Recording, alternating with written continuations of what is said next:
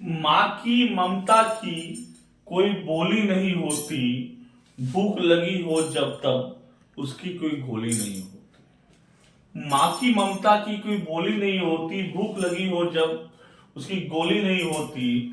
सच ये है समझना जरूरत तेरे अंदर की, सच ये है कि समझना है जरूरत तेरे अंदर की, जिसकी पहचान नहीं बस एक बोली होती है।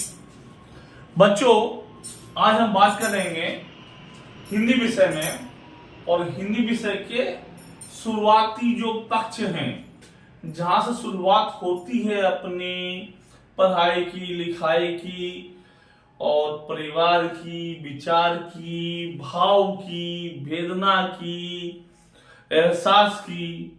पहला जो उसका सीढ़ी है, पहला जो उसकी कहानी जहां शुरू होती है, उसको कहते हैं भाषा। आज हम बात करेंगे भाषा के बारे में। आज बात करेंगे भाषा के बारे में।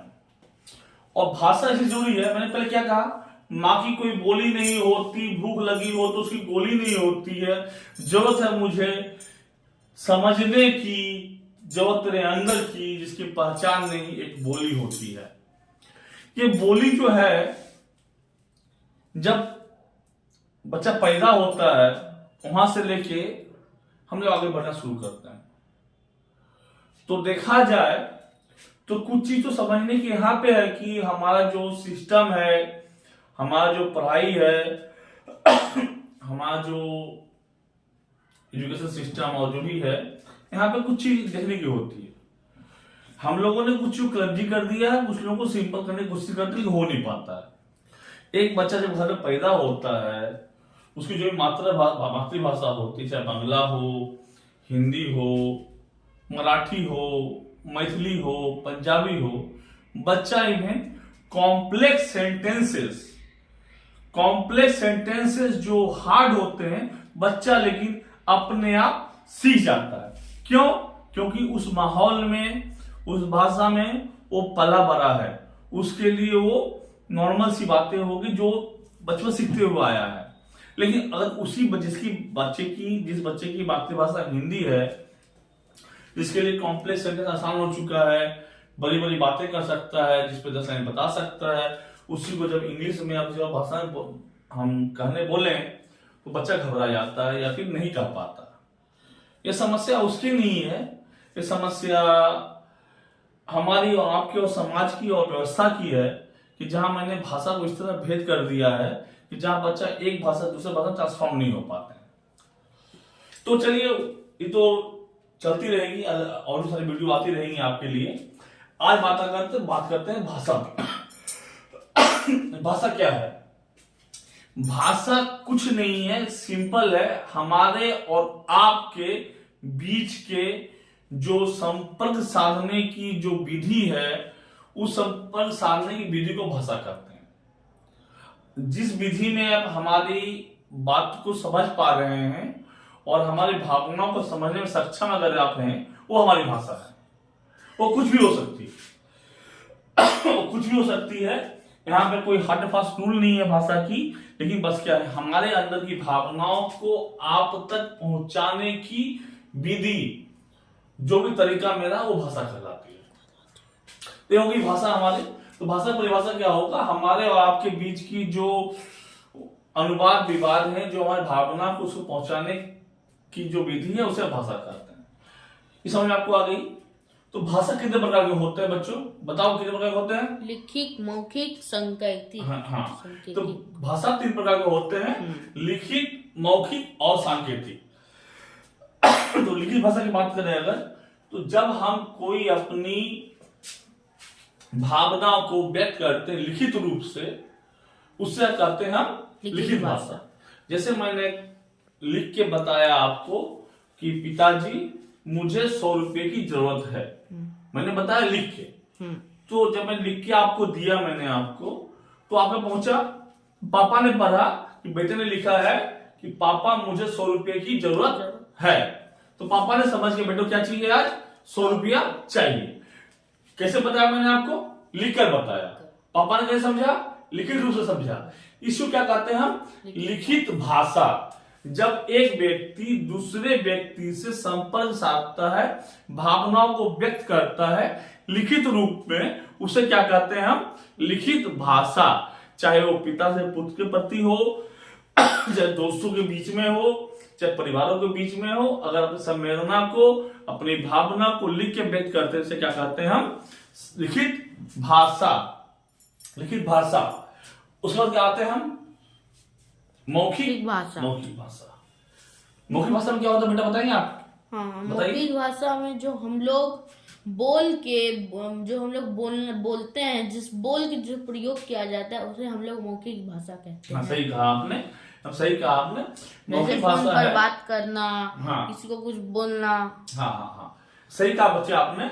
मौखिक भाषा होगी जब अपनी भावनाओं को, अपनी विचारधारा को, अपनी संवेदना को, अपनी जरूरत को जब हम अपने जुबान से, अपने मुंह से, अपने मौखिक वार्तालाप से अपनी व्यक्त करते हैं, भावना को हम, जो अगला तक पहुंच सके और अगला समझ सके।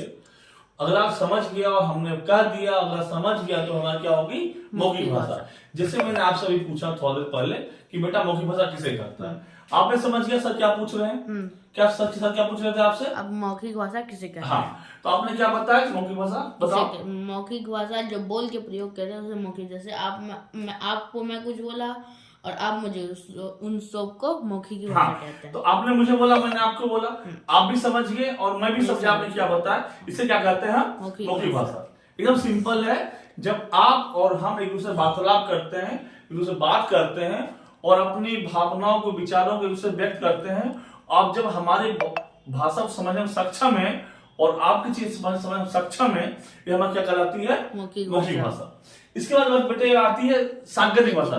कोई बता सकता है क्या सांकेतिक भाषा क्या करते हैं? कोई बताएगा? आप बता सकते हैं?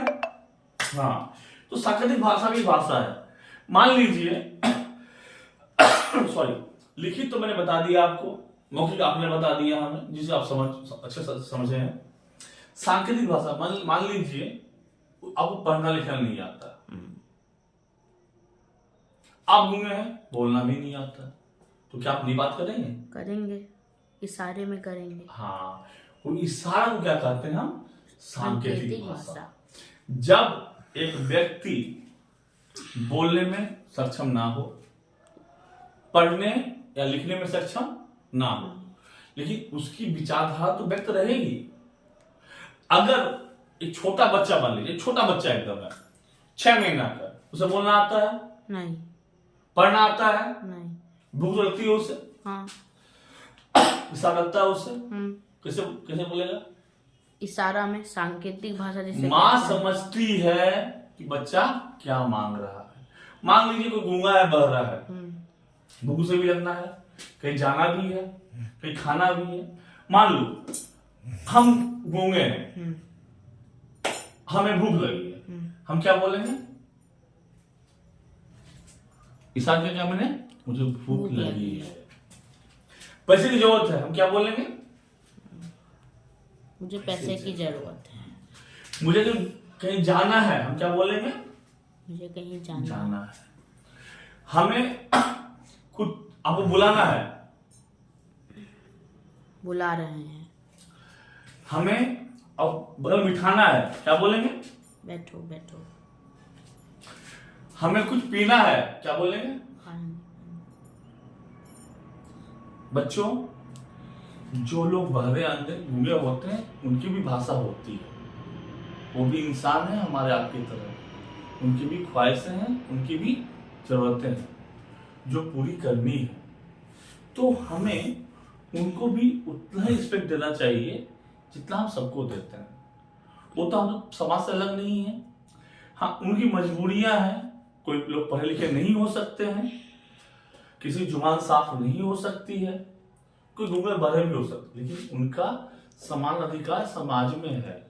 और हम चाहते हैं कि आप सीखें यहां से कि उनके प्रति भी आप समान अधिकार, समान सम्मान का भाव रखें, तो उन्हें ये ना लगे कि बोल नहीं पाते हैं या पढ़ नहीं पाते हैं तो अक्षम है। अक्षम नहीं है, वो सक्षम है अपनी भाषा में। उनकी भाषा क्या है? सांकेतिक भाषा। वो अक्षम नहीं है, वो सक्षम है, उनकी अपनी भाषा है। वो भाषा क्या है? सांकेतिक भाषा। और उसे समझने की जरूरत है और उसे आपको अपनाने की जरूरत है, उसे अपनाने की जरूरत है और उसे आगे बढ़ने की जरूरत है।